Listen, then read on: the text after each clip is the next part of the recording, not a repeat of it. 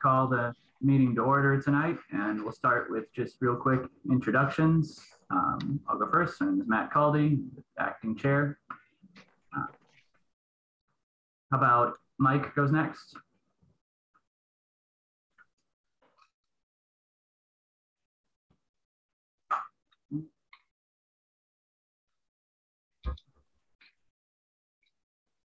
Mike Litwin, Commissioner. Let's see. Yeah. I thought I'd seen David. Did he pop out? Maybe not. Okay, Don? Don Eggert, Commissioner. Damia?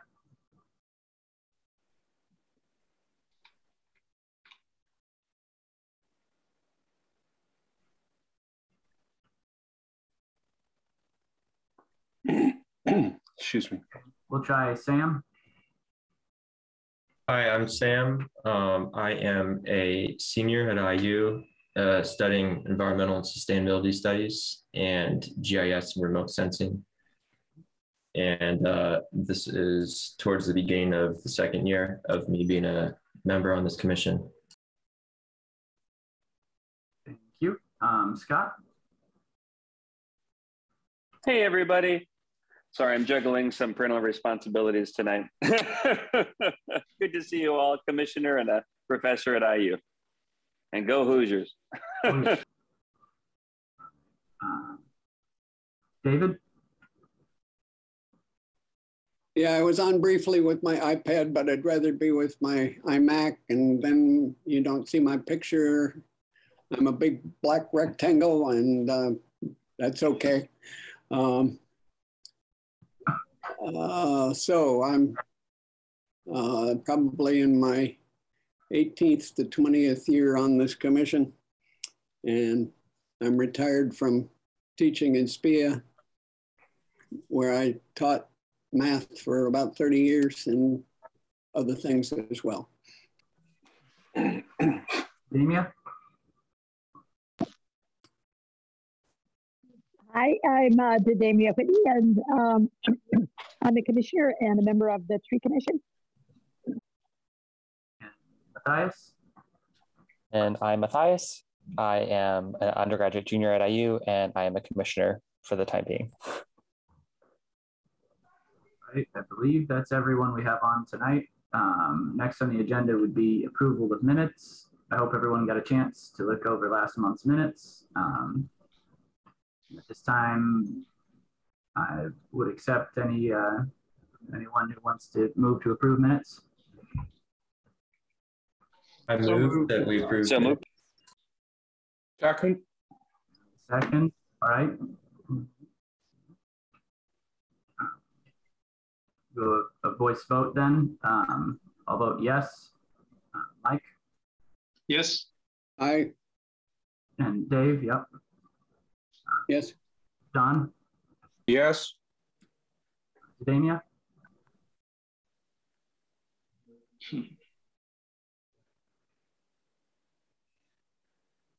Yes. Thank you. Sam? Yes. Scott? Yes. And Matthias? Yes. Awesome. The minutes are approved unanimously. At this time, we have public comment. If any member of the public would like to speak, raise your hand or say so in the chat. I think we have one person, but she jumped off. Oh, there she is. Yeah. All right. You're muted, Beth. Yep. All right. I didn't know if I should be called on. Hi. I don't know. Beth, you're free to speak. You have 5 minutes. Okay. Hi. I'm Beth Rosenbarger, and I work for the Plat and Transportation Department. I am just here to introduce myself. I have never attended an environmental commission meeting, and I wanted to say hi. I am on the long range and I'm basically the long range and transportation planning manager. So I'm on the long range side of our department, And I know Linda recently is shifting to be on the long range side, which we're super excited about. And so I just thought you all should meet somebody else from the team and know that I'm here sometimes. So I'll add a little bit more context. On the long range side of the Planning and Transportation Department, we focus on facilitating the development of and stewarding long range plans for the city, specifically around the built environment and transportation and other topics related to those. So the city has a comprehensive plan, and part of that comprehensive plan is also a transportation plan. Both of those plans were developed with like lots of public input, reviewed by the city's plan commission, and adopted at city council. And those in some cases are required to be referenced for decision making, and in other times are kind of guides and advising documents. So we try to be cheerleaders for the adopted goals in our community's plans, and always trying to find ways to bring decision making in line with those goals. So how can we work to really bring goals to the forefront to make sure as decisions are made in our community, especially specifically governmental decisions, how do we make sure and encourage those to be made in the direction of our adopted goals? And that we also have a bicycle and pedestrian coordinator on our team, a long range planner on the team, and someone who works in zoning and long range planning. And then we have 2 full-time MPO staff members, and the MPO is actually like a unique little entity that is not actually the city of Bloomington, and that's housed within our team as well. I know it's comments, so I don't know that if you guys would want to do any questions, but just thought I'd say hello, and I'm happy to answer anything if that is appropriate. Thank you for joining us tonight, and thank you for that introduction. I realize now that I carelessly missed Linda and Ben during our introductions. Linda, would you like to introduce yourself as well? Sure. I'm Linda Thompson, the senior environmental planner now on the long range team, and the liaison for the commission. Thank you. And Ben? My name is Ben Sheriff, and I'm a city fellow for the Planning and Transportation Department, and I'm also getting my dual master's in public affairs and environmental science. Thank you, everybody, for being here. Yes, Sam? I just had a really quick question for Beth, if that's okay. Beth and Linda, I guess. I just wanted to ask, is the long range team, the City of Bloomington's long range planning team, is that something that's been around for a while, or is that a newer sort of group that you guys formed? Go ahead, Beth. Okay. We've been around as long as goals have been around. Just kidding. But yes, the team is not new. I would say it's changed a bit over the years, but it's not new. Typically, like the planning department has the development services side, which is focused on permit review and different petitions, all under the zoning code, zoning and subdivision code. And then our side is focused on the long range plans, developing and implementing those. And it has been around for, I'm not sure how long, but probably a few decades at least. Yeah. Great, thank you. We're all good for now. We'll move on to reports from commissions. And we'll start with Tree Commission. I don't know if Tadamia or Dave wants to handle that one. This is supposed to be my job. I've sent you Tadamia's minutes, but we met yesterday, spent some time looking at the 17th Street project, which goes from Monroe to Grant. And it involved 11 trees being removed and 21 new ones being put in. Those include black gum, shoemart oak, shingle oak, hackberry, Kentucky coffee tree, and swamp white oak. I sent you the urban foresters report. We looked a little bit at the bicentennial tree planting, and I think I sent you the link to that yesterday. It will involve planting 300 trees in 4 different project areas, some of which are for I think a single neighborhood, and some of them have as many as half a dozen neighborhoods. When we looked at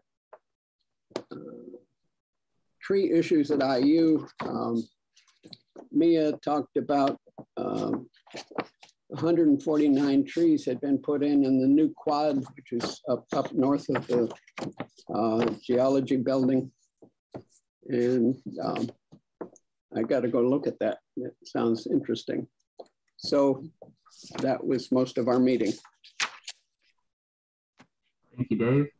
Yeah, I haven't been up to that new, I think Walnut Grove is the name of it, and seeing how they've done that yet either. So I'm interested in checking that out as well. Let's see, the next report would be Monroe County Environmental Commission. I don't know if they met or if Sam, you were able to attend that. So I didn't attend this month's one, but the next one will be on February 9th, and I'll have a report for you guys next month about that. And also, they don't have their minutes on the website, so I wasn't even able to get a synopsis from there to provide. Okay, all right, thank you. Looking forward to the next one, I guess. Next would be Bloomington Commission on Sustainability. Don?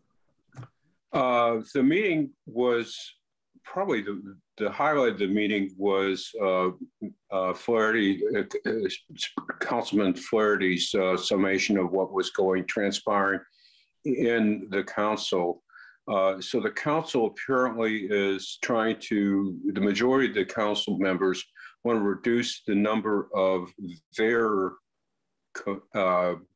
committees, commissions, but and he was quite concerned about this action of his colleagues, and particularly about the climate committee, council group, which he was apparently trying to raise, said he would be raising kind of questions about trying to keep that one particular group still wired into the work on climate change. It really strikes me nice to be able to have a member of the commission being from the city council and keeping that commission informed of what's transpiring in the council. That was impressive. The rest of the meeting really broke down into well, basically Robert's Rules of Order and the definition of trying to meet the definition of what is a member of in good standings of the commission. But other than that, it was, basically a lot of the other activities, including their elections, were kind of pushed off to a later date because of new members joining the commission. So that was what happened there. Thank you for your report. Next one would be Environmental Resource Advisory Council, or ERAC. Dave? As I've said in the past, ERAC meets every other month, and I'm pretty sure I've reported on the most recent meeting at our last meeting. So nothing new on that one.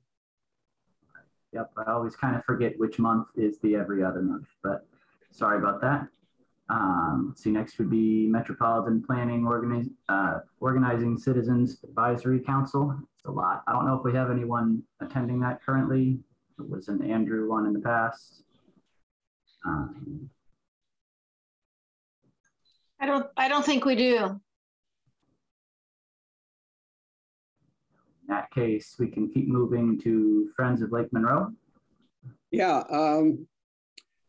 we had our final steering committee meeting for the research grant that had gone on for the last 2 years. Maggie Solomon gave us about a 20-minute update on, or summary of what we had accomplished and where we're planning to go from there. We've invited her to attend February's meeting, and so I'll just let her tell you what she told us and not try to go through all of that. So you'll get a better report from her next month. Sounds good. And last but not least, MC Iris.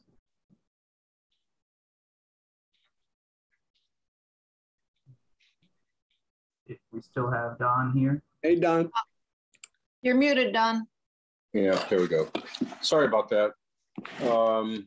I hit the wrong button. I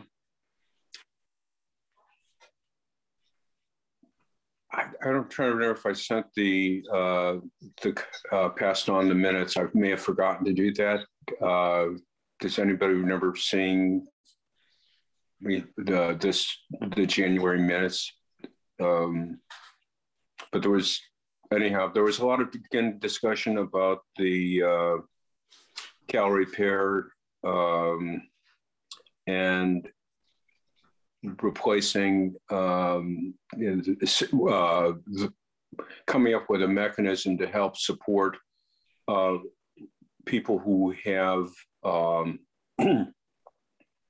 calorie pair on their property, as far as replacement trees, the size of the tree, and the fact that this would cost a significant amount of money. And also there was particular emphasis again on the idea, which again, I think really is consistent with our goals and objectives of helping those that have those in neighborhoods that have less means for replacement trees, particularly my thinking in terms of our West Side Wildlife Habitat Corridor. That would particularly help our projected or hopeful project and that support it. They're now a certified as far as tax deductible status. I forgot since Alice used to work in the IU Foundation, that's been drilled in my head about that type of nonprofit. As far as for donations, they now have on their website a donation button that's up and running. So any help is appreciated. And that also there was discussion about the plant sale for this fall, coming up with the resources to support those that are members that are growing seeds for the plant sale and getting the resources necessary for that. And the fact that there were a financial statement will be coming from the MC Iris for, I assume, last year. So that's about it with MC Iris. Thank you, John. That wraps up reports and moves us on to active working groups. First being ECP.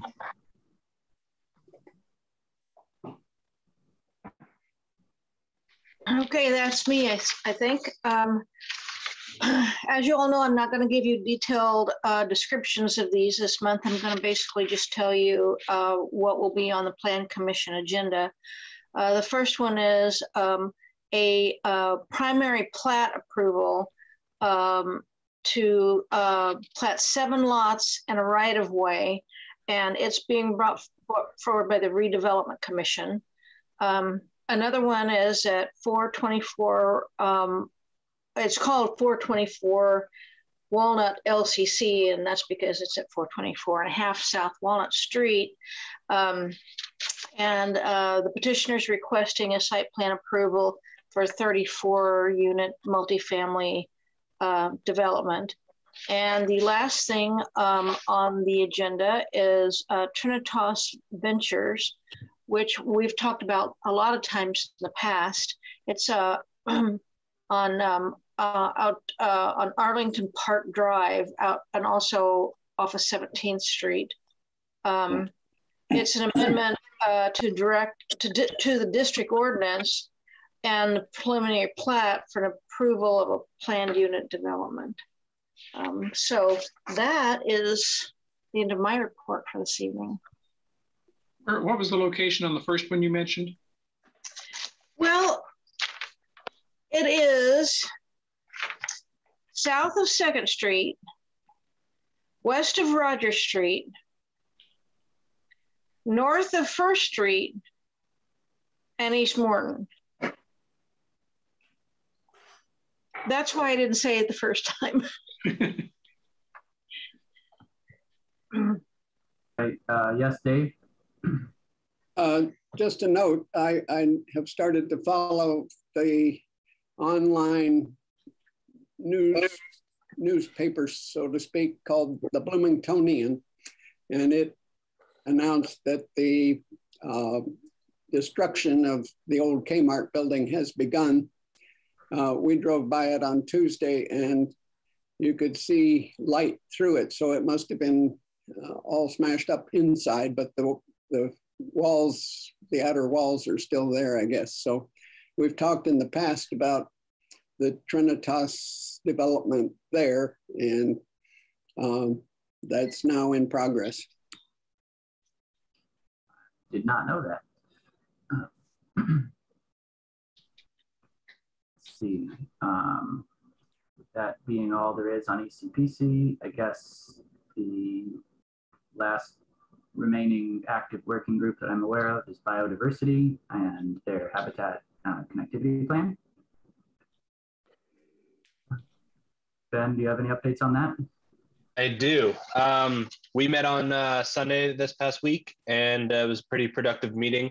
We're finally getting the plan off the ground, which is pretty exciting.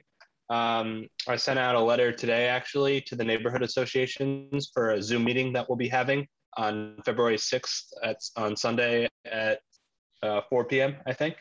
And we've already received 9 responses back saying that they'll be attending. So that's pretty exciting. We also discussed grants and trying to write to hand to allocate more money for planting some trees around underserved communities. We also talked a little bit about getting yard signs and also buying some native trees from the DNR, and then maybe trying to give those out as another step of the habitat connectivity plan. And that's kind of what we talked about, but we'll be meeting with the neighborhood associations on Zoom February 6th at 4 p.m. and I'll send out a Zoom link to all the EC members when I make it. Awesome. Yeah, that's really cool. I'm looking forward to the rollout of the plan there. That I guess we'll move on. Yeah. Yep. Sorry. So that will go to old business, which is the Confront the Crisis, Climate Crisis group, and the signing of their letter of support. Linda, is that something that we would just vote whether we approve of, or is that a letter that someone actually has to write? I saw their document, but I don't recall exactly what our plan was. I don't know if we had an official plan to just sign what they had or to write our own letter. I'm not sure we ever got that far in this discussion.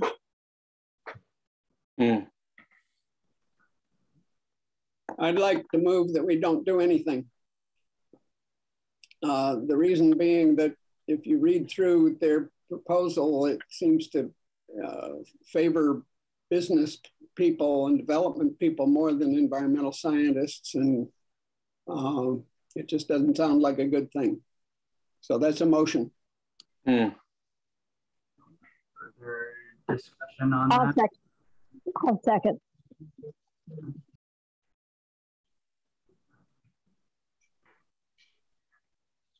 Does anyone have any thoughts they'd like to share on the letter, Sam?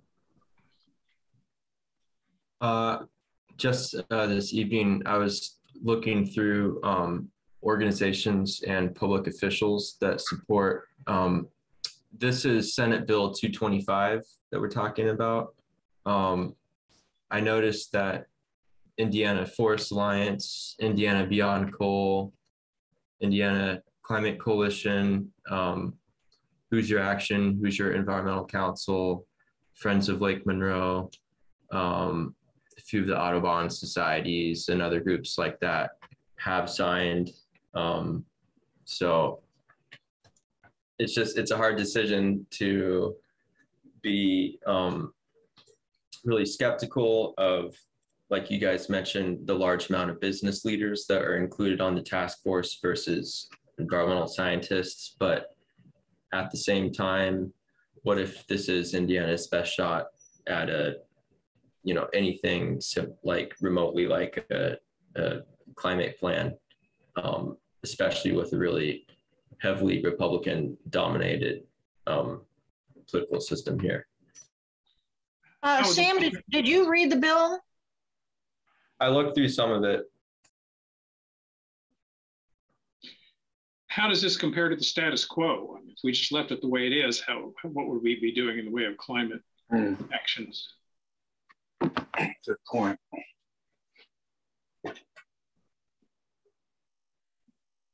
Yeah.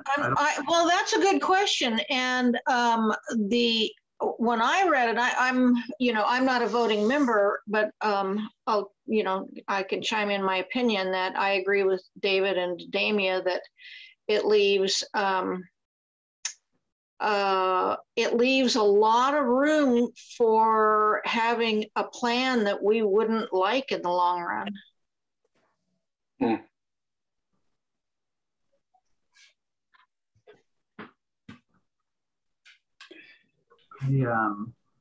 I don't know. I can't remember where to find all that text right now off the top of my head. And when I reread it earlier this month, I guess I should have done so again today because I don't remember it very clearly. But I remember being impressed by their presentation at the last meeting, and I remember thinking that a lot of stuff that they had written was aspirational. Was going to be a tough sell, and maybe that's why the makeup of the group they're talking about has so many business and other such people in it, so that it doesn't seem like this impossible goal. But I don't know. I remember it more favorably than this, so I guess I wish I had the text in front of me. Damia? I was going to suggest a compromise. If a lot of people want to endorse this, what we could do is write a short letter saying that we would endorse it provisionally, but we are concerned by the lack of climate scientists on the committee, and suggest that a couple more be added. All right, Don? I guess my concern is that being pessimistic about the supermajority of the Republican Party, and having just gotten rejection emails back from both of our senators and our congressperson that claimed the Build Back Better. I had written a polite letter trying to point out the growth potential for U.S. industry and jobs by the Build Back Better's climate action components, and versus the controversial other issues. And I also sent a similar polite email letter to the three of them about the importance of voting rights.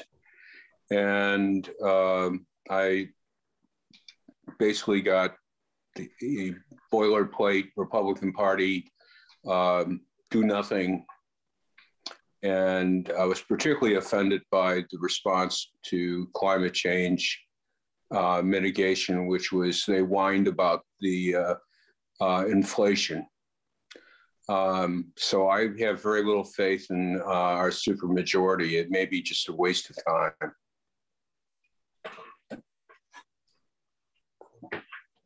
Yeah, I guess that's kind of why I remembered it as aspirational, as something that I thought they had good goals, but it would be a tough sell because I thought I remembered some other stuff bundled in there, including, you know, reversing some past legislation that I wasn't fond of.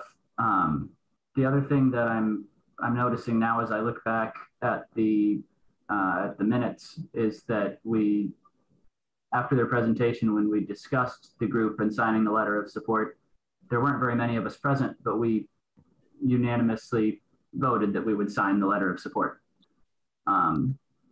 So now it's, I don't know. I guess I'm a little bit shocked that the feelings regarding it have shifted so much. That's a good reason to have a 2-meeting rule, because people have a chance to think about it.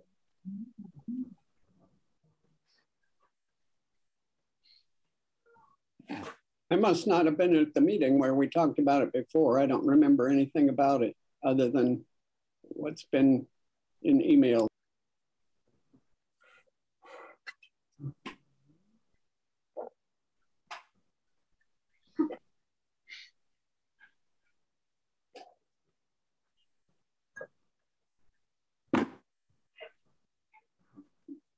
Well,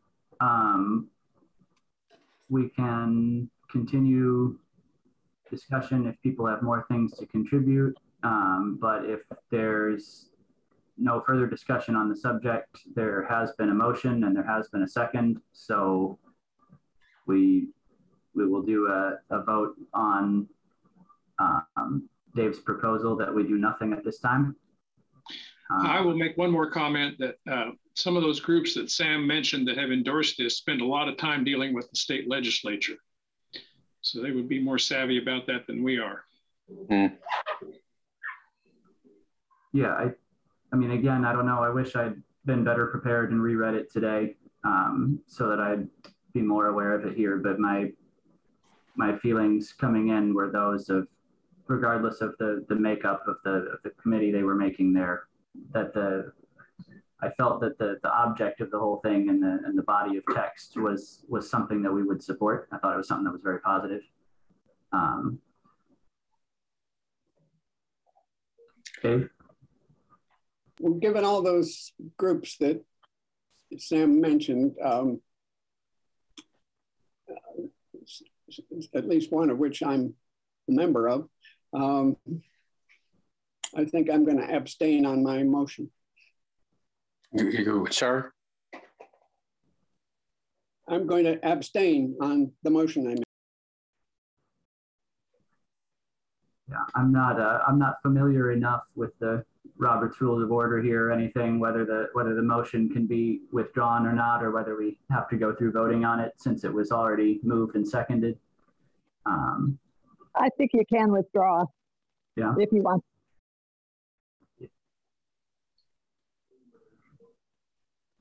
Dave, would you like to withdraw the motion, or would you like us to go through a vote and then you can just choose whether you're abstaining or not from the vote?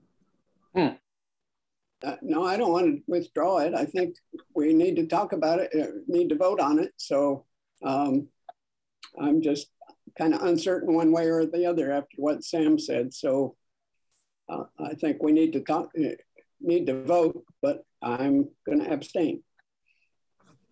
Well, could it be tabled until next month when everybody jumps into it a little bit deeper? I agree with Linda. Yeah, that's, I personally would would enjoy that outcome because it would give me another opportunity to brush up on the material because the way I remember okay, so table it. If you want to table it, you need a motion. So called. All right. I'm still not sure exactly how this is supposed to be handled since the first motion was still on the table here. Table an open motion. As, so you just Amy is saying, you can have a second motion to table the first one. And that's right. So Sam moves to table the first motion. I would need a second. I'll second. In the seconds, we'll go through a voice vote to table the motion regarding the Confront the Climate Crisis group letter. I will start by voting yes, and then Mike. Yes. Dave. Yes. Don. Yes. Damia. Yes. Sam. Yes. Scott. Yes. Matthias. Yes. All right. We struggled, but we got through it. Thank you, everybody. The next event is the main event, the new business. We'll begin our bucket list discussion for 2022 EC priority projects, project priorities. Yeah. I'm not 100% sure what the best way to do this is, but I think, Ben, if you're able to maybe keep notes on it as people present their ideas, we can then vote on the ideas once they've all been collected. In terms of like a priority, not like an up-down vote, you know.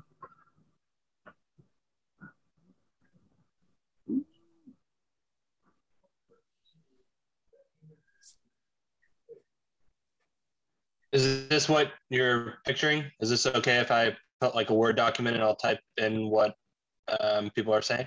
Or yeah. Would you just rather me write it down on a piece of paper? No, this works great.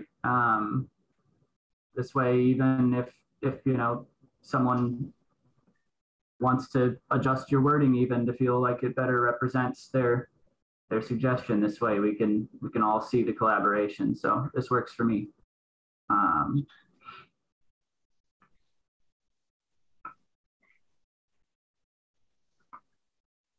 Is that a good font size, or should it be bigger?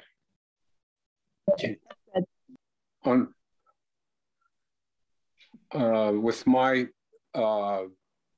using my iPhone, it's barely legible.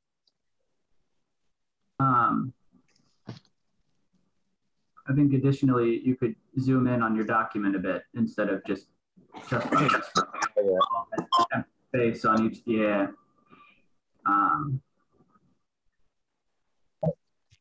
But yeah, we can tweak it on the fly if people can't read it. Damia? Yeah, I've got a radical suggestion, so brace yourself. This strikes me as a very clumsy way to conduct this activity, and I propose that we do this offline, that everybody send a designated person, you or Sam, their ideas for the bucket list, that Ben compile them and that we vote by email. But we're going to spend a lot of time on this Zoom session fooling around, and so my idea is to streamline it by taking it offline. Okay. Offline was actually, well, I don't know, at least partially offline was part of what I originally wanted to do actually, but what we found is then we end up waiting a really long time for people to submit their votes. And it's, you know, Ben has to prod people to get their votes in, and we don't learn our priority until very close to the next meeting, if not haven't finished compiling votes at that time. So the idea, even though it is clunky, was to do this as transparently as possible and in a way that that can wrap it up in this meeting instead of possibly stretching it out weeks down the line. Okay, I just think it's going to be a big time sink, but that's your call. You're probably right. It was considerably easier with in-person meetings, but you know, we are where we are. This isn't my preference really either, but it seemed like the best way that we could arrive at, given the circumstances. Okay, we could send our ideas via email, but when we vote, we have to do it in this public meeting. We can't vote via email. I wonder if it'd be worth actually calling a second meeting just for the purpose of voting. Yes, special session. Yeah. Another idea that it would like take a half an hour. Another idea is if people want to send me their ideas now, and we can go offline for like 20 minutes and I can compile them, and then we can meet up again really quickly and vote. That's another option. And I can send it out via email to everyone once I've compiled everyone's ideas, if that's what everyone's leaning towards. That doesn't give you any opportunity to discuss, you know, what you really mean by, I mean, if you say it in a phrase that might miss some of what you're actually trying to get at. Yeah.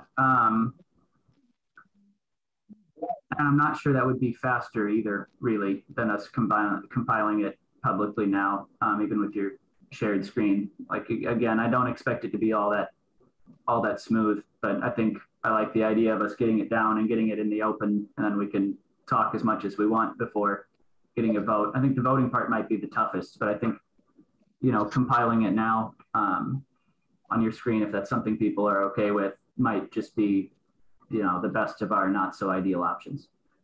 Okay. So if that's supported well enough, thank you, Ben.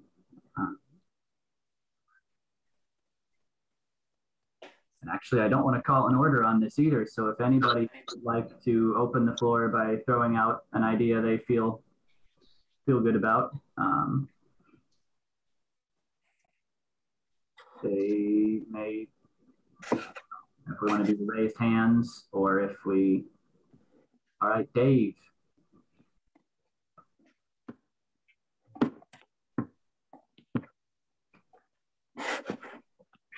Dave, if you are going, you are muted. Whoops, you're right. I think we need to continue the planning committee and figure out a way to make that work with Linda's new situation. So it would be nice if we, the Environmental Commission, can influence development in the city in the way that we've done with Linda's methods in the past. I agree. I second that.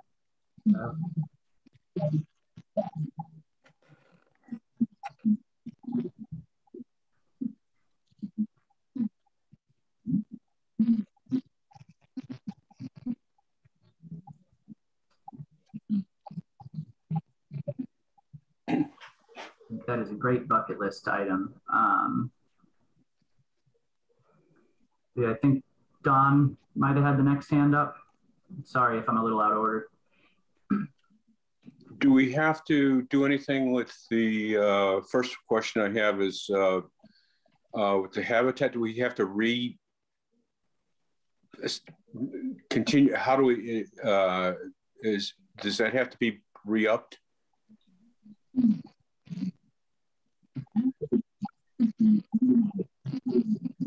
All right, could you ask that one more time? I'm not sure I followed. I don't understand your question. Well, are we talking about just new projects or continuation of things like, I consider the corridor project to be really bread and butter for the commission. Do we have to restate that, relist that?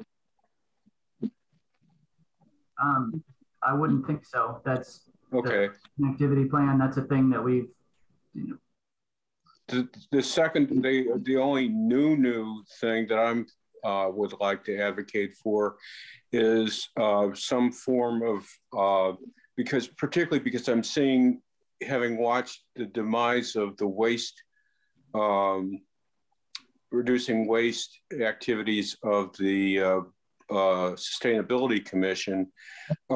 Waste is a major issue for the city and county. And it seems I'm not seeing any action coming out of the Sustainability Commission. They still, even though they voted to reform a working group, they haven't done so yet. And somebody's got to step up to the plate and get involved in waste. So is your proposal for the bucket list basically reviving a waste working group within this commission? And start thinking in terms of coming up with some quantitative methods that would help both the city sanitation people as well as working with the Monroe County Solid Waste District and hopefully even Indiana University. But to get as many people involved and trying to reduce particularly plastics, but somebody's got to be doing something on this versus talking about it and doing nothing. Okay. Dave, I see your hands up.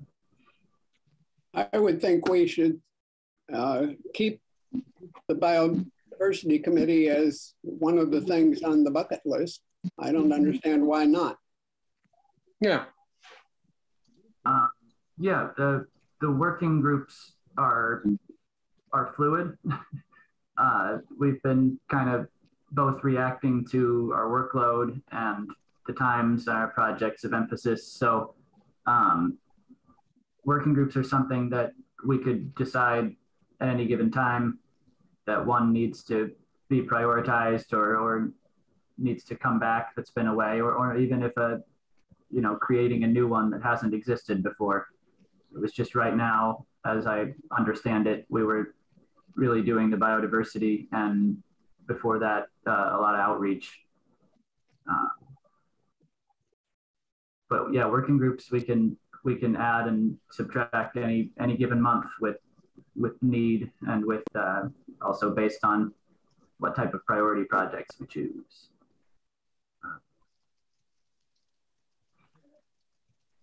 Would someone else like to make a bucket list suggestion?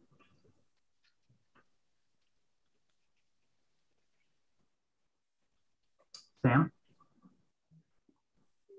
I have 3 of them, if that's okay. Sure. One of them, Ben already mentioned earlier, and we talked about this a little bit in our biodiversity working group on Sunday. We talked about,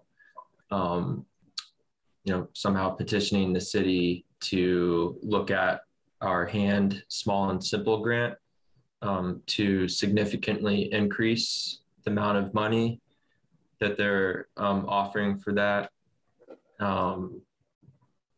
Multitude larger, and we're thinking that that could go a long ways in contributing to the habitat connectivity plan and just generally being able to more realistically assist residents in town to combat invasives and replant with natives. The second one I had was just focusing on stormwater management, especially after a really big storm we had last year. I know a lot of that is sort of on the utility side, but we can approach it from maybe a green infrastructure / native tree planting approach.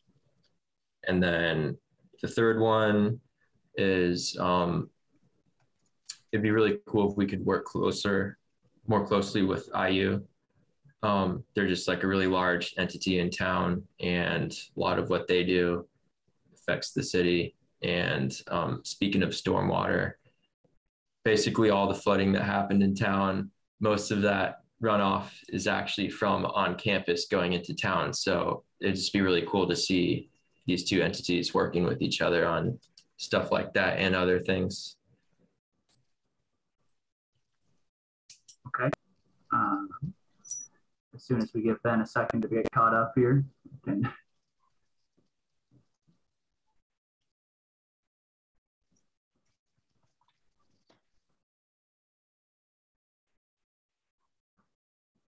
I think these are, your three are really excellent ideas.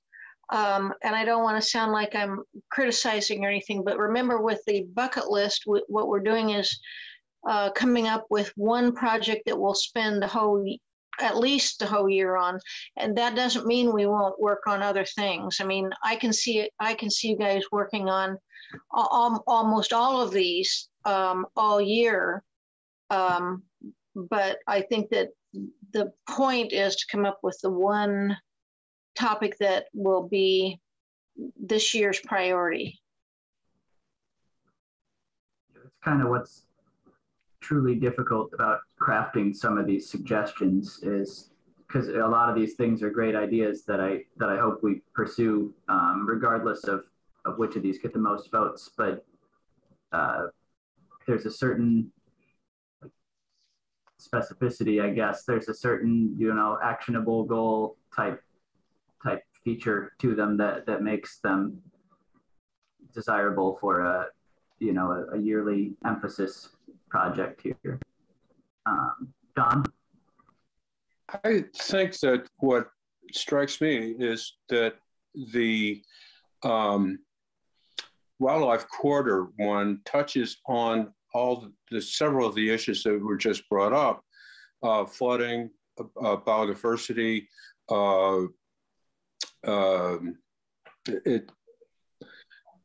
We could make sure that we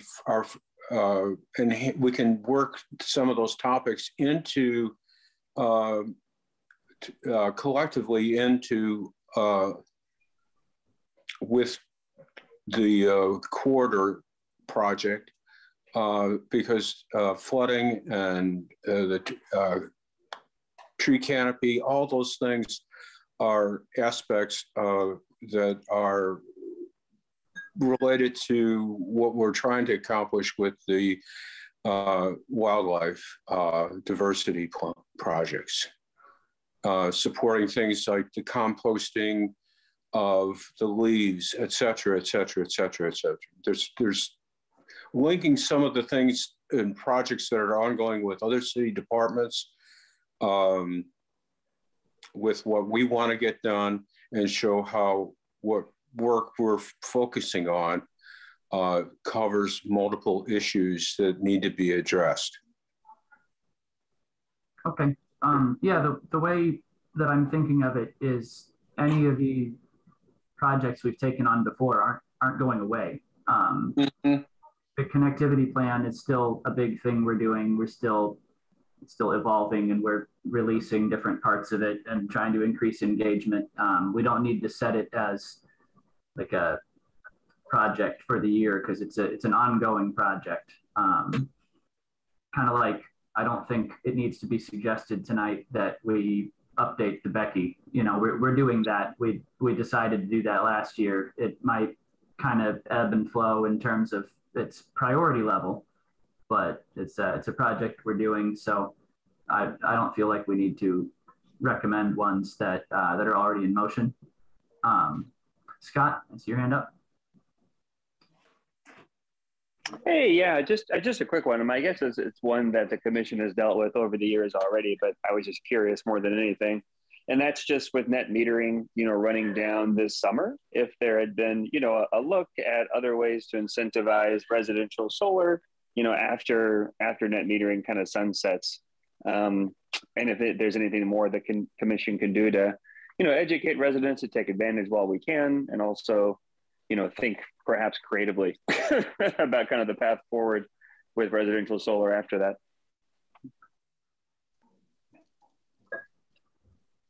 Yeah, I'm curious to see how that plays out as well. Are you trying to going to emphasize specifically like an education program or like pamphleting or anything, or is it more of a, you know, the next step in policy?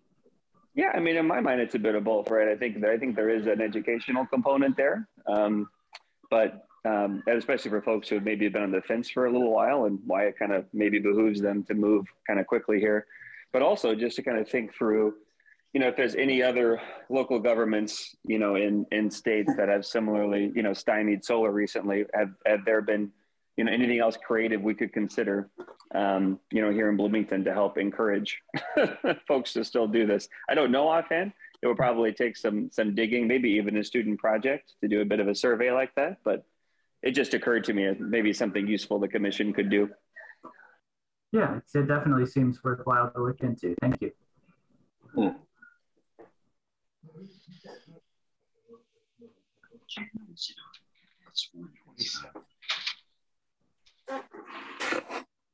Well, I'll share a bucket list potential item to conduct air sampling tests and monitor air quality indicators in Bloomington. I know that sounds pretty broad, but I was thinking about it both in, even though it predated me, the environmental action plan had some really ambitious, you know, like setting up permanent air monitors and stuff. But that wasn't an ask of us, that was an ask of the city. I just know that the city has the one portable monitor that I guess Ben is in control of at this time. And I thought it'd be good if, you know, whether we start a working group on air or not, whether we can collect any data that's meaningful and useful to an air quality section of the Becky that that we're working on. So just as a broad, I was going to say basically air sampling and monitor air quality indicators was my bucket list item. Yeah, I'm not sure how with the methodology there with one portable tester, and I know we've discussed, you know, the different locations we might do it at, but I'm not sure how uniform and useful of data we can get, but I'd like to give it a try since we have that tool and see what we learn. We've got a lot of hands. Sam? Oh, I just wanted to say, since you kind of clarified about the bucket list to me, Ben, you can go ahead and take away the second 2 points about IU and planting trees, just so we can have this process go a little more smoothly. It might make it a little bit easier at voting time. Yeah, there's still good ideas and things we should pursue, but I think it's a good call. Dave? Like many people of my age, I find that one of the first things that goes is remembering people's names. But there is a professor in environmental science in SPIA who specializes in air quality and measuring it. We might go to him. This isn't a bucket list thing specifically, but this working group should meet with him and get ideas of what to do. Who can tell me the guy's name that I'm thinking of? There must be SPIA people here who can. I don't know the person's name, but as another aside to throw in here, our department has a little bit of money in their pocket for more air monitors in the future if we need them. Are you thinking of Professor Raff? I went to him for some advice a few months back about when we started to get the air quality monitor. So I don't know if that's not the name I'm thinking of. Oh, well, I could come up with it later, but. Yeah, if that's something we choose to pursue collectively, then yeah, I think it'd be great to utilize major resources, including SPIA professors and all their knowledge. Ben, what were you going to say? I just want to let you and everyone else know that I have been collecting data over the past few months with the air monitor, about like once a month, I would say. Oh, cool. I think I'm a little bit behind this month because of vacation, and I didn't come back to Bloomington until relatively recently, but I plan on going out tomorrow in the afternoon And I think we're adding 5 more sites tomorrow. So keep us on the list so we know what you're getting. Yeah, no, I will. Again, like, I personally don't think I would suggest getting this air quality monitor again, because I don't know how reliable it is. And it's also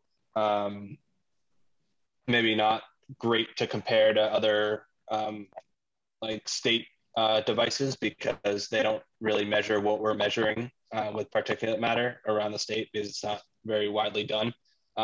So I would kind of suggest picking a more reliable device if we do have money and choose to spend it on an air monitor, and also a device that we can for sure check with, or testing something that we can for sure test and know that it's like the correct values that we're getting for it.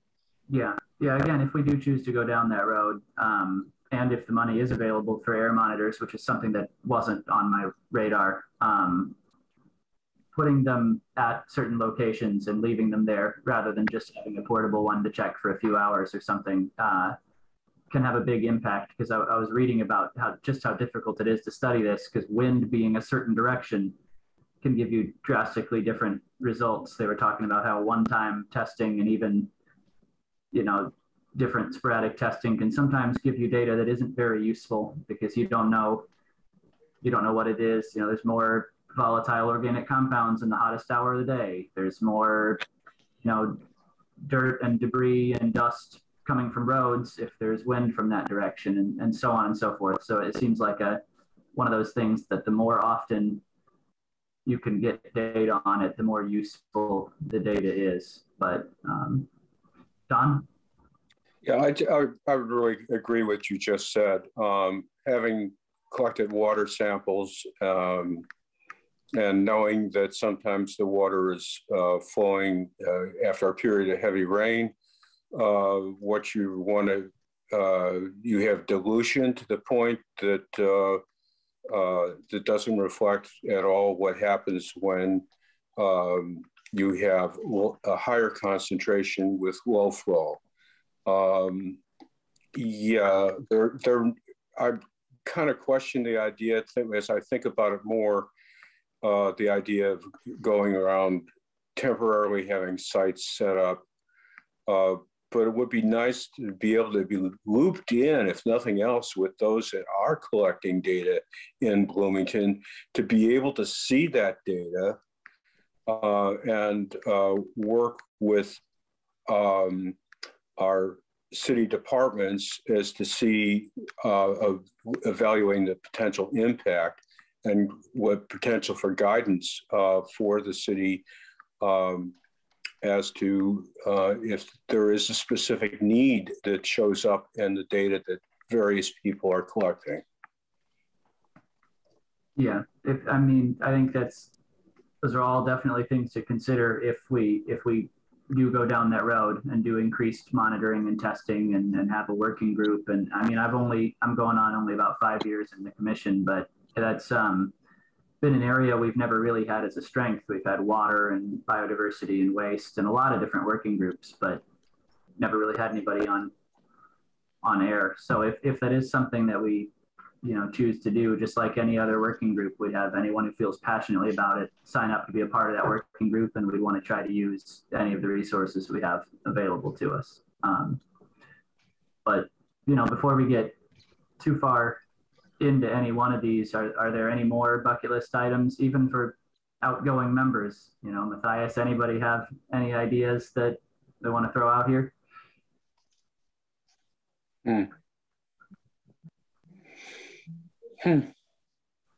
I don't. There's probably, I don't know any students who are working on equality at the moment, but I'm sure there are. I could probably reach out to some of my professors and see. Oh, no, sorry. I just meant more along the lines of if you have any great bucket list ideas, something you'd like to see for Bloomington, or something that you think we could work on in the coming year, even in your absence here. Yeah. In addition to that, I liked Sam's idea about the native planting stuff, but we talked about the removal of invasive species, and I don't know if that's beyond the scope of our commission, or if that goes more to MC Iris, but maybe having some sort of program of that incentivizes removing the invasive plants and replacing them with native plants.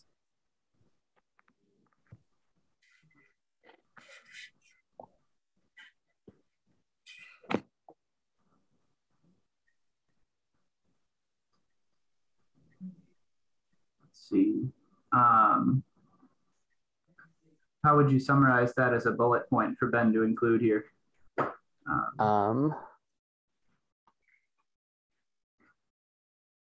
That's a great question. Fine idea. As someone who's fighting just a ton of invasives in his own yard, I would love for it to be incentivized, but I guess I'm going to do it regardless. But yeah, I would have to.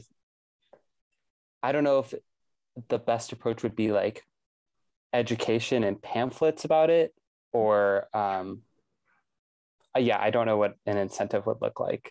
I mean, feel free to think on it here for a minute. We got a lot of hands up, so I'm going to call on Mike.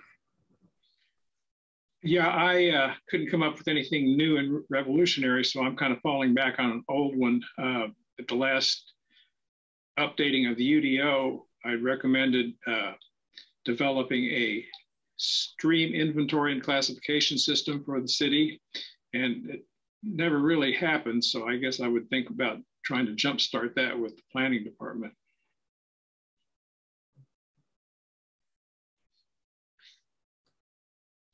Mike, can you say that again? Sorry. Stream inventory and classification system. I'm pretty sure that's listed in the comp plan.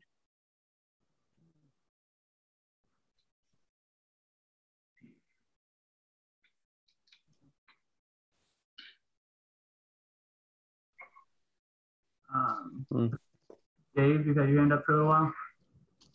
Notice that Damia has a thing in the chat, which is reduce fossil fuel use in Bloomington. Mm-hmm. So let's put that one down. Thanks, Dave.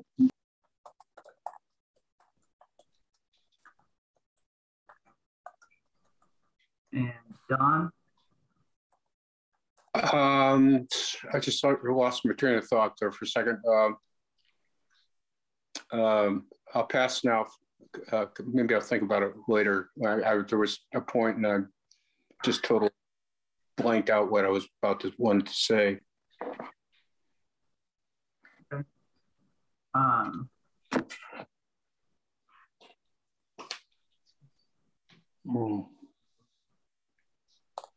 Oh, yeah.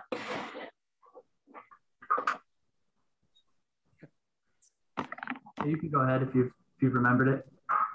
Yeah, one of the things that is a problem, we have trying to avoid getting in conflict with state law, but the state has passed a ban on a number of invasive plants. And I still learn from my neighbors that some of our stores in Bloomington are still selling some of the plants that are now on the invasive do not sell in Indiana list.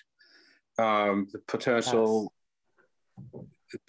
would be figure out a way to periodically find out what's being sold, or reminding the various people, places that sell plants of what's the state has asking to, or not asking, saying shall not be sold here in Indiana. I realize the enforcement mechanism is relatively weak even at the state level, but particularly the big box stores seem to sell things or ship things to their outlets in Bloomington, regardless of what the state laws might be. And I don't know, I haven't been in any of the locally owned plant shops in a year or so, so I'm not sure about them as well. But if the stores, businesses in Bloomington are selling invasive plants. And we're at the same time trying to remove invasive plants as well as encourage native plants. It's really a mess. Yeah.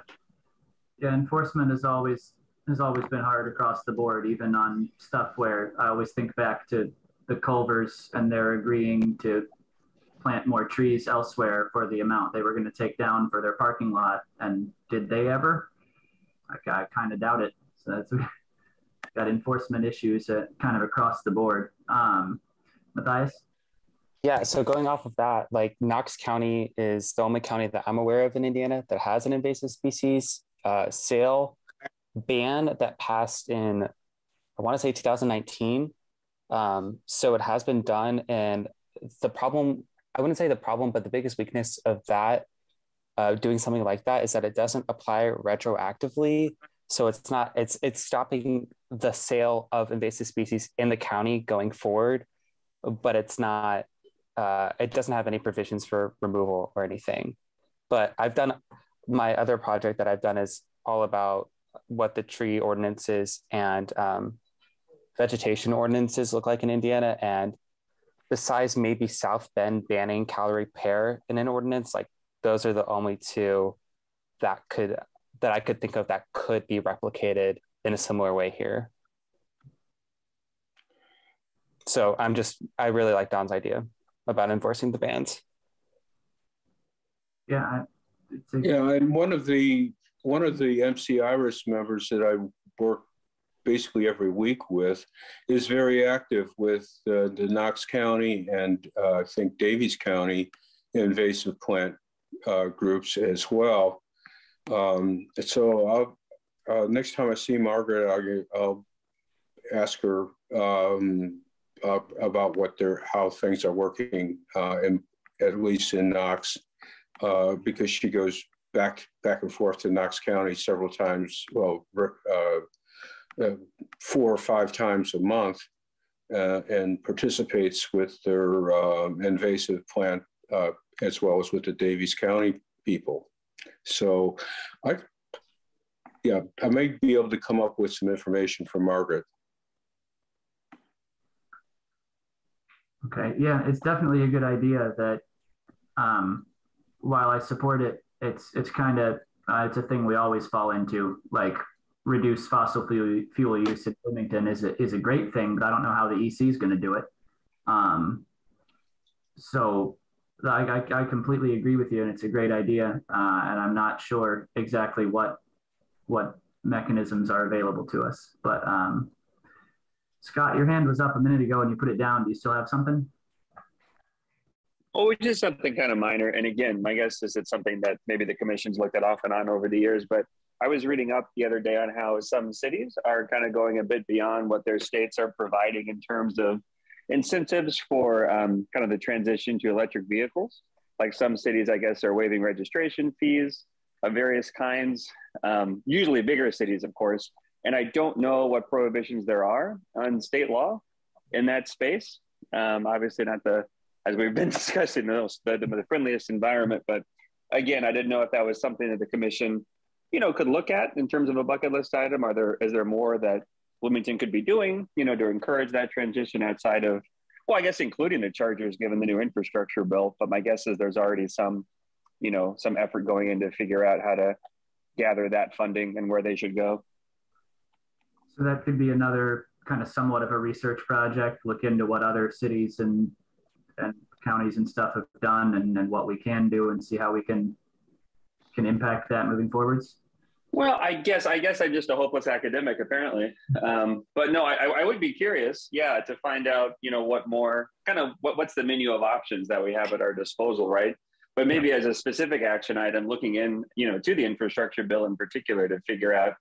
And again, my guess is there's other groups around Bloomington government doing this, but maybe just coordinating our efforts to make sure that we're, chasing down all the leads that we can in the EV space, but also more broadly. So, a lot of communities globally are working at increasing the number of charging stations in their communities. So and some are municipal, and some are and also encouraging private sector charging stations. But Linda, are you aware of what's happening right now as far as Bloomington, as far as charging stations? What I do know is that a new development is required to install them, and the number that they have to install is dependent upon the number of parking spaces they have. Mm-hmm. So all new developments, you know, if they have, you know, over so many parking spaces, have to provide charging stations.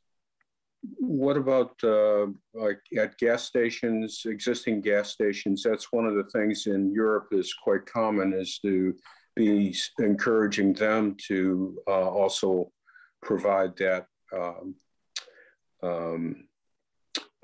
service. As far as I know, we don't have any rules like that.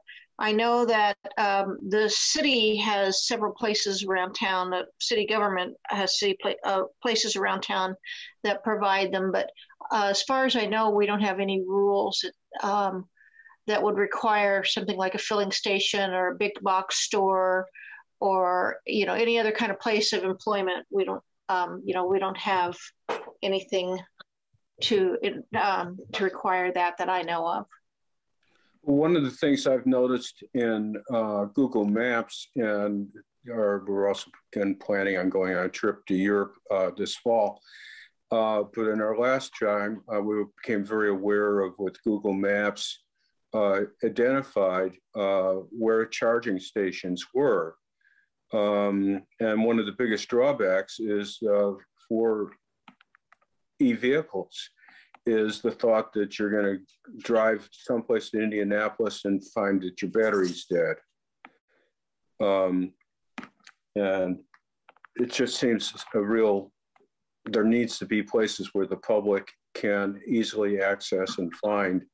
And I'm not sure what would happen, you know, whether you can get charged, would be able to use, say, a site at an apartment complex. But while these are always good discussions, and we could probably go on a really long time, yeah, I'm most worried about how the vote tallying portion of this is going to work. So I think I'm going to ask for kind of a last call on items for the bulleted list here. If anybody has something they want to put up there before we navigate the voting process. Mm-hmm.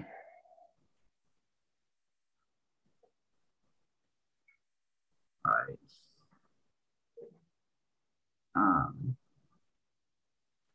It seems like we're pretty content with what we have on there for the time being. And again, we can explore a number of these things we've discussed, whether they specifically ended up on this sheet or not,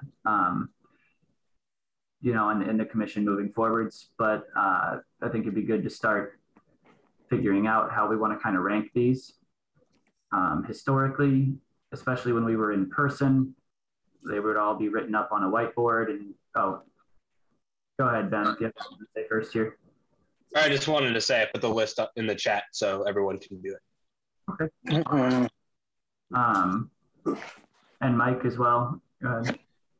I have a suggestion that we could, what do you think about Ben submitting this list to us by email, and then we list our priorities by email, but then we do an actual final vote on it at the next meeting. Make it a lot simpler than trying to tally things on this. We do it on like Doodle, if we do it electronically.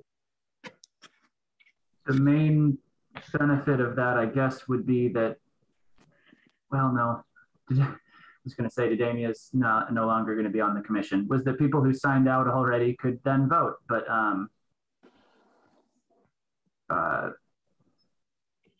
I don't know. I'm willing to collect other people's opinions on this too, but I think it'd be really great to kind of decide on this in this meeting. I know we got a speaker and elections, and I don't know exactly what else in the February one upcoming, but and there aren't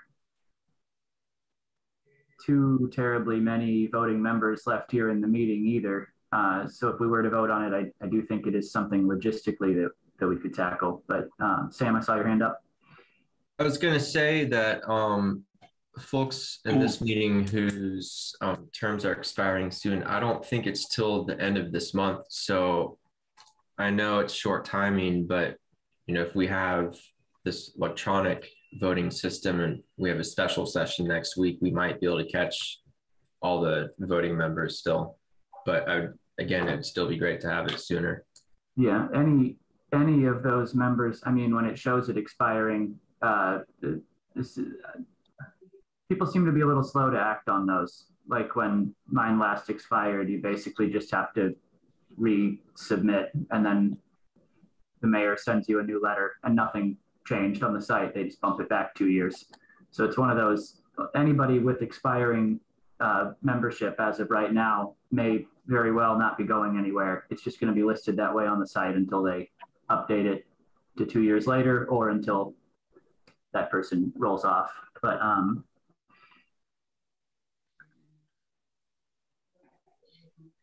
don't know. I'm down to get everybody's opinion though on whether we should try to vote now or try to vote later. Do we have quorum? 5 voting members here, I think. 6, 7. 7. Yeah, actually 7 is still good. Even if the new members are officially on at 12, we still have more than half. So the new and uninvited. I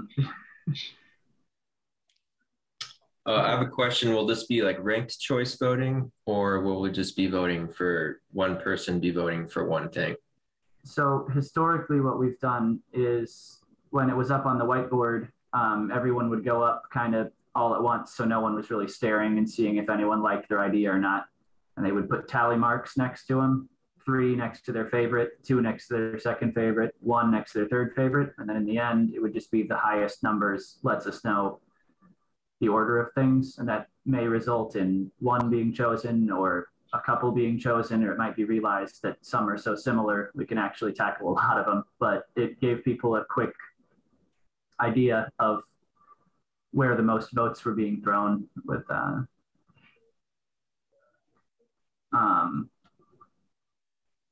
and I think we could do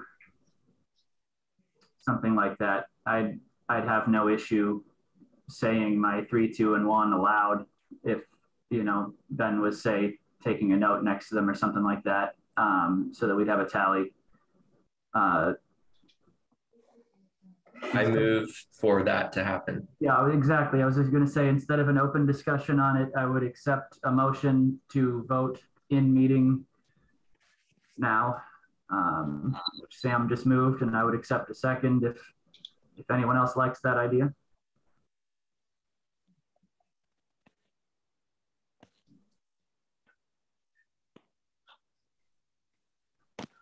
I can't do it. Would anyone like to second Sam's motion to vote in meeting here today?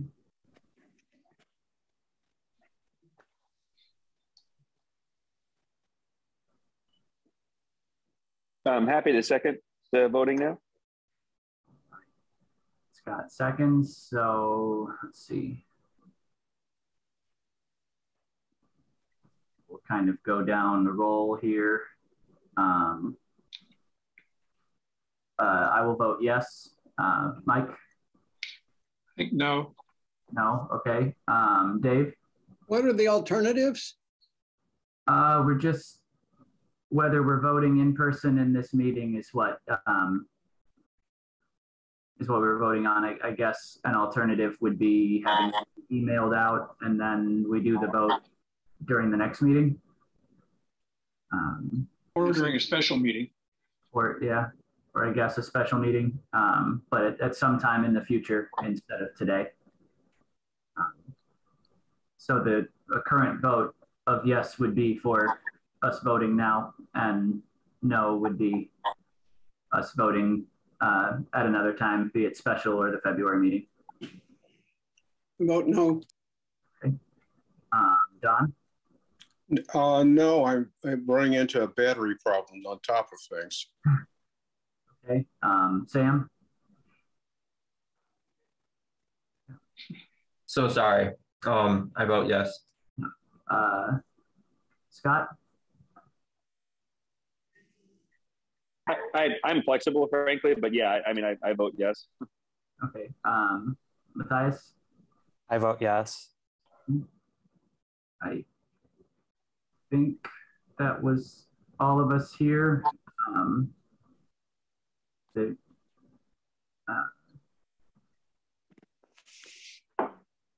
But I didn't count who said what. Oh, brother. Usually they're not close, and so I just read names. Did we draw?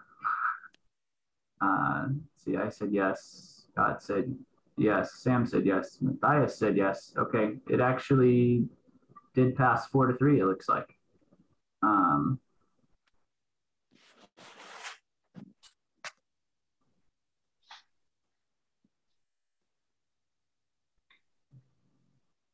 I really hope in that case that Don finds a charger. Don, in case you don't have a charger, would you like to rank your top few real quick? I'm not sure. I'm still got my got a warning light on, and I'm not sure if how far I'm going to be able to go. Okay. How again are we supposed to vote on this? On each of the 10 issues? Rank them? Just your top three, essentially. Top three. Mm-hmm. Okay, let me try doing that then. Okay. One, I would give the high well, for that one. Yeah. Reducing waste, of course, that's high my own personal priority. Mm-hmm. And I guess looking into banning having a city ordinance or some way of supporting the existing state because that supports all the other goals of the wildlife corridor. Okay, so the ban on invasive species one would be your third choice? Mm-hmm. Sorry, I missed what Don said for the first one. Sorry, I misread that. That's the planning. Oh, now I can't see all the. My screen is locked up, so I can't see the other. After I can't. Okay. And you can just call them by their numbers. Say your first choice. I didn't mean that. Yeah, I think that the input on the planning committee, city planning is an essential function. Reducing waste is essential, and supporting the biodiversity is essential, and doing something about the invasive state law is important to me. So those are the four that I most support. Okay, I think what you need to give Ben is your number one, so he can put 3 little marks down by it. Your number 2, so he can put 2 marks by it, and your number 3, so he can put 1 mark by it. And just call them by the number instead of describing them. I think that'd be easier for Ben. Then he can just number them and then put the tick marks down as everybody says. Okay. Honestly, the biodiversity working group isn't going anywhere. So number 3 really doesn't need to receive. Okay. In my estimation, that's something that we're maintaining, is my understanding. Okay. Well, okay. So let me do. For me, again, important is reducing waste. That'd be my number 1, and of course, continuing the planning. What number is that, Don? Pardon? What number is that? It's It's 2. I have it. Number Okay. 2. Okay. And number 1, I would list as a 2.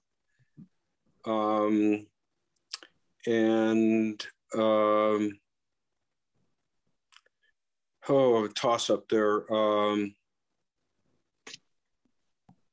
Really splitting hairs.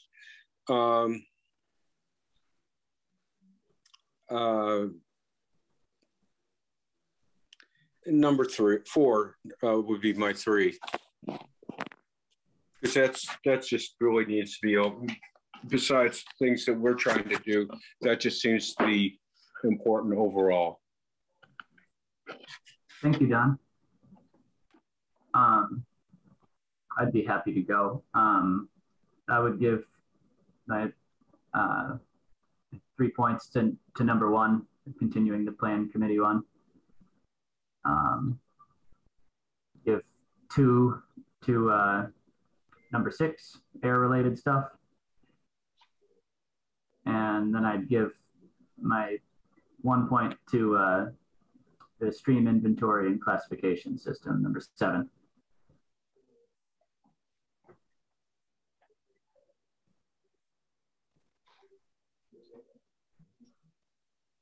I'll go. My first one would be number 1. My second one would be number 7. My third one would be number 2.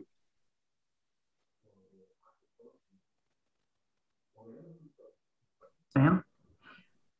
My first one would be for number 4, receiving 3 tallies. My second one, getting 2 tallies is number 1. And then my last one is number 6, air quality working group.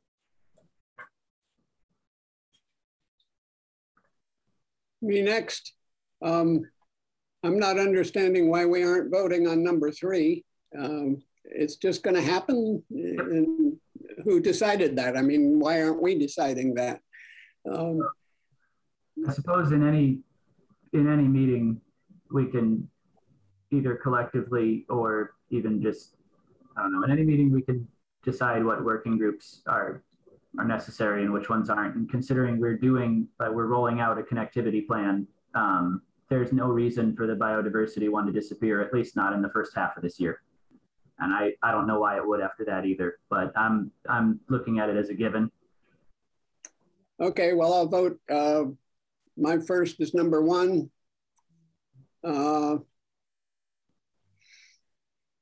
My second is number 7. And my third would be number 6.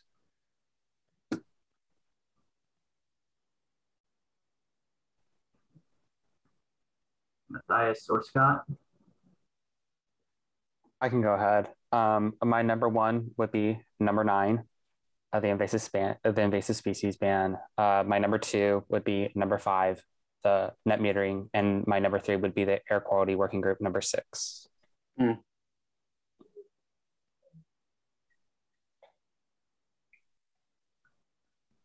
Scott, whenever you're ready. It's close, everyone. That makes it more fun, right? Yeah, so let's see. I would similarly, I also like number 9, frankly. Can you elucidate me just for a second on number 1? Like why that needs to be like an action item?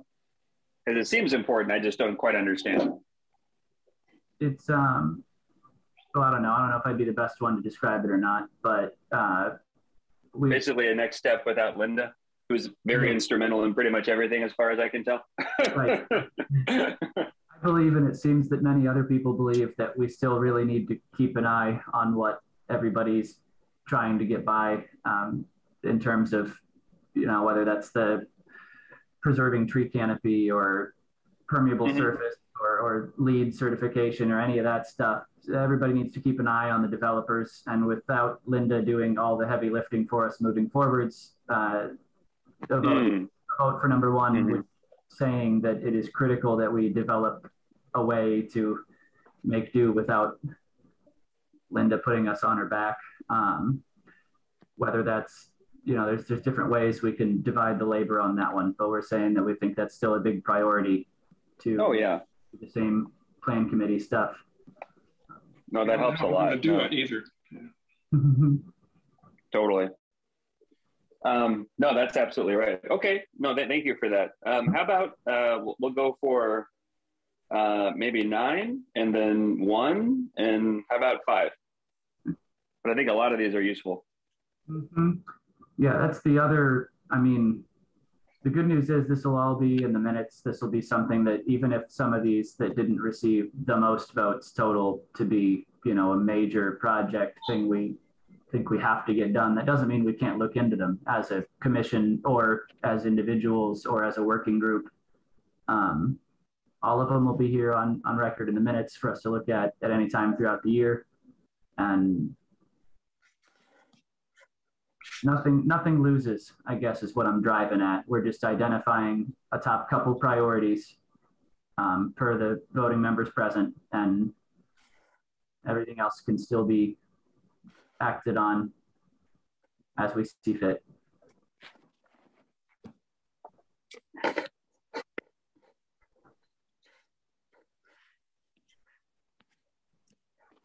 Wow. You have results? Very exciting stuff.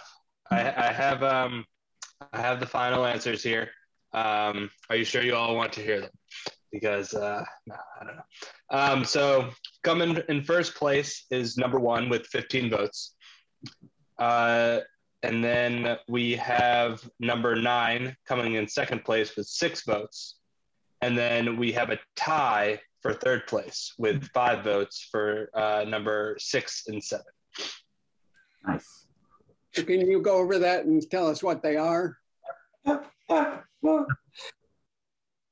Yes. Sorry, I missed that. Someone say something? Can you go over that and tell us what each one is? Yes, I can. Yeah. So number 1 is continue planning committee and find ways to contribute to the city developments without Linda. Number 9 is enforcing bans on invasive species in shops. And number 6 is start an air quality working group and start coming up with objectives. And number 7 is developing a stream inventory and a classification system.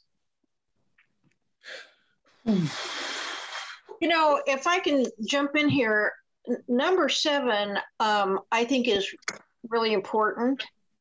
And the EC's had it on its list for a long time, but it's not something that EC can actually do because it's going to require hiring a consultant. And you could consider this a really small project in that it would just necessitate some letters to the administration to encourage them to cough up the money for consultant. It wouldn't be the EC's actual job to go out there and put boots on the ground and do this. It would be hiring a consultant. So number 7 could actually turn into something a little, certainly not unimportant, it's very important, but it could turn into something that wouldn't consume a lot of time for this year. That would be the city's budget, not ours, right, Linda? Well, yes, we don't have anywhere near enough money to pay for something like that. I mean, we have to convince somebody else to do it.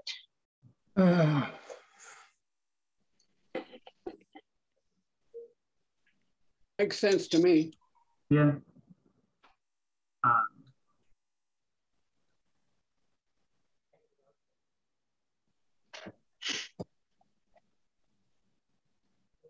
So now you're going to vote to break the tie? Mike can draft the letter, and then we'll consider it at a next meeting or two. Yeah, I think that's a good way to look at it. Is they both win? You know, that would be something that we're writing a letter and lobbying for something that isn't going to be a big pull on our time, but it can be something that we're supporting. Mike,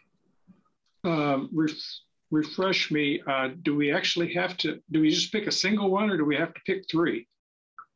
No, Or do we have to adopt all three? I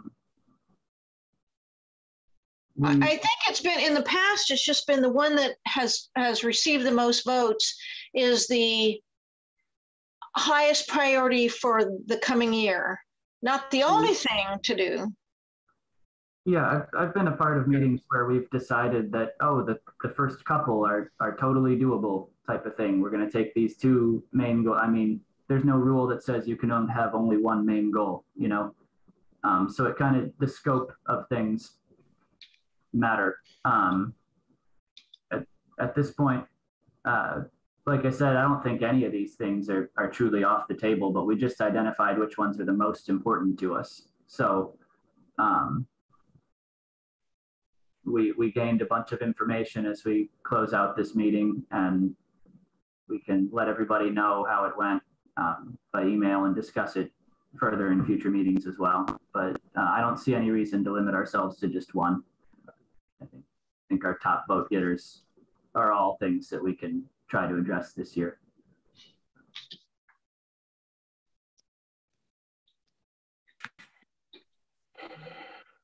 And with that successfully recorded, I think I'm going to ask if anybody has an announcement, any announcements today.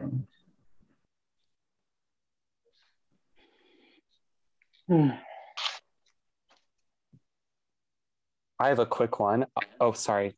Sorry, Mike, but I'm speaking next Thursday for I'm going to mess up the name, the Indiana Land Protection Alliance, with my two bosses about the work we've been doing with tree and vegetation ordinances. I'm pretty sure it's an online thing. It's on their Facebook page. It's at next Thursday at 3:30 p.m. And I don't know when the report is going to be completely done and published, but at some point in the coming year, there will be a large report coming out of the work that we've done with all the tree lists, not all the tree lists in Indiana, but a lot of tree lists in Indiana and ordinances and other municipal things. So, and thank you, everyone. This is my last meeting. So it was a pleasure to be on this, and I've learned a lot from all of you. Yeah, so that's my announcement. You could have stayed longer. I know. What's the name of your group again, Matthias? So the name of the nonprofit I'm working with is called Indiana Nature. And they also have like a huge Facebook page with like 10,000 members. Yeah. Matthias, do you want to email me the details of the event and I can put that on our Facebook page too? Yes, I'll totally do that. I'll share it with MC Iris members. Thank you, Don.